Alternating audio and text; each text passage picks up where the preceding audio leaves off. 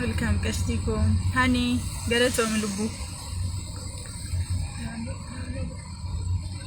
Maite? Huh?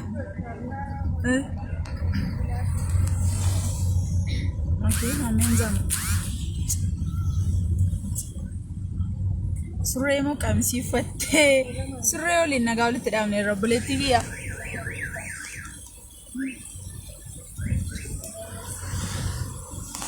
Yaw konkolaataa keessan dura malee dhaabbadhe sitti argisiisan ture.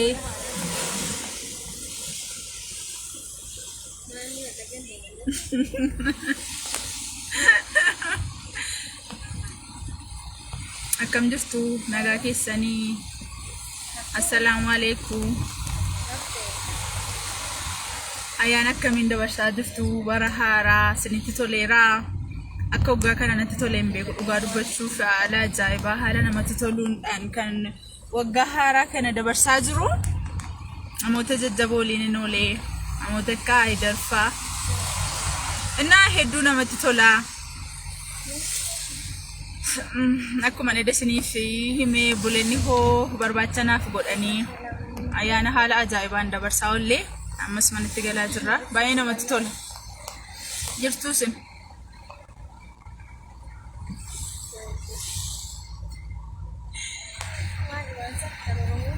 ibso dhugaadha eegaruu hundee namni nama ninjira jechuudhaayi nanamannis namayyuu akka amantii keenyaatti wallaahi jedhee isiniif kakadheera bar wallaahi billaahi musliima ta'e kanaaf immoo Aydar isiniif himaa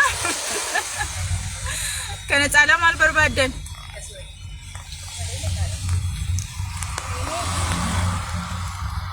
ayyaana akkamitti adeemaa jira. Hello. Abbaa manaa keessi qabsiisi.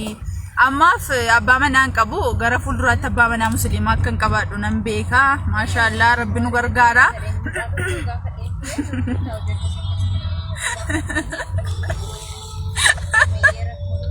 Ayyaanuma malee Dr. Abiyyiin hedduu natti tolee jira. Ayyaanumaan dabarse keessa yaa'u waggaa kana keessa dhugaa dubbachuuf haala gaariirran ture. Baay'ee haalonni nama jibbisiisan baay'ee na mudataniiru. Sana guyyaa biraa ifa isiniifan godha. Gannaa moo maal ture yeroo darbe gannaa keessumaa baay'ee haala nama jibbisiisu. Yoonni isiniif imeellee hedduu kan isin gaddisiisu wanti seenaan sun jechuudha. Akkasiin hin dabarsee bara kana wanta akka bara kana na gammachiisan jiru keessumaa addatti yeroo kana keessa amma sa'aatii kana guyyaa kana caalaa wantoota na gammachiisan tokko jiran jireenya koo keessaa jechuudha. Namoota gaggaarii argadheen jira. Hiriyoota jajjaboo. Akkamittiin akka isaan na yaafatanii akkamittiin akka isaan barbaachanaaf godhanii kabaja isaanii jaalala isaanii san durbeeku caalaa ummata musliimaa san durbeeku dhugaan durbeeku caalaa ifaan ifatti akkamittiin akka isaan na agarsiisanii argaan jira. Isiniif qooduu nan danda'a bal'inaani. Walumaa gala hedduu namatti tola gammadeen jira. Fuula koorraa gammachuun argamaa hin jiru. Maalitti jettee qasti? Innaa hedduu natti tolee jira. Obboloota koo musliimaa hiriyoota koo maatii kiyya musliimonni maatii kiyya taatan hedduun isin jaalladha. Hedduun isin kabaja. Isa durii caalaa isin nama jaalalaadha. Isin argeen jira.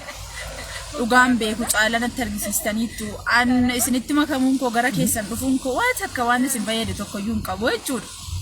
waan tokkollee garuu akka nama narraa fayyadamuuttidha kan isin gammachuuf jaalala qabdan natti argisiistanii naaf bilbiltanii naaf barreessitanii namoota hedduudha kan quraanallee bitee naaf kennee jiru maal akka dhaggeeffachuu qabullee namootni baay'eedha kan keessaan naa barreessee jiru fudhadheera hunda isaa yaada keessan naaf barreessitan namoonni immoo akkamitti amantii keessan dhiistee dubbachuu qabna maal jedhanii karaa garaagaraanis naquunnamaa jirtan hin jirtu galatoomaa qaama kamiyyuu quunnamuu barbaadu wanta darbee amantiin dhiisee keessaa beesanaaf nama kamiyyuunis walas radda'uu nan barbaachisu dhugaan beeku nan beeka amman beekuun olitti namni si beeka yoonaan jedheessi an yaada nama kamiyyuu fudhachaan jiru waan an argeetti nama nuu qabaan hin barbaadu saaksiin nan barbaachisu kana booda jireenya nuun jiraachuu jammarru jireenya ni dindu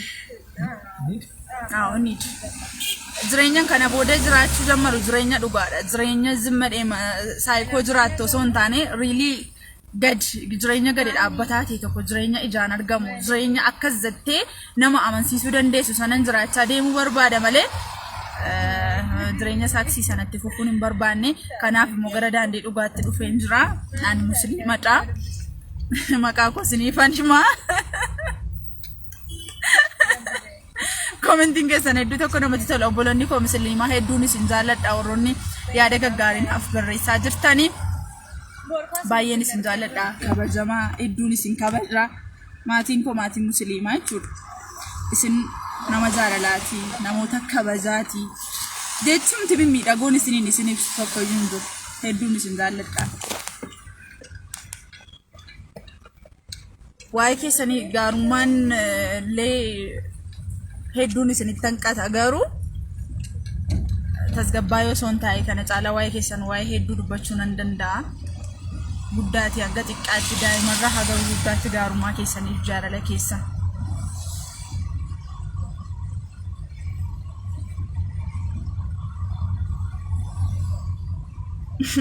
prank akkanum goone abadan prank wajjiniin prank ol goone ol biraa galleerra kana booda prank hin jiru Oromoo na amana wallahi jedhee isinii kakadhee rabbiin rindee rabbi tokkicha ol wanti jiru bar Oromoo maal taatan isin na amana malee wanti rabbiin caali jiramoo hin jiru bar hin jiru rabbiidhaan isiniif kakadheen jira wallahi na amana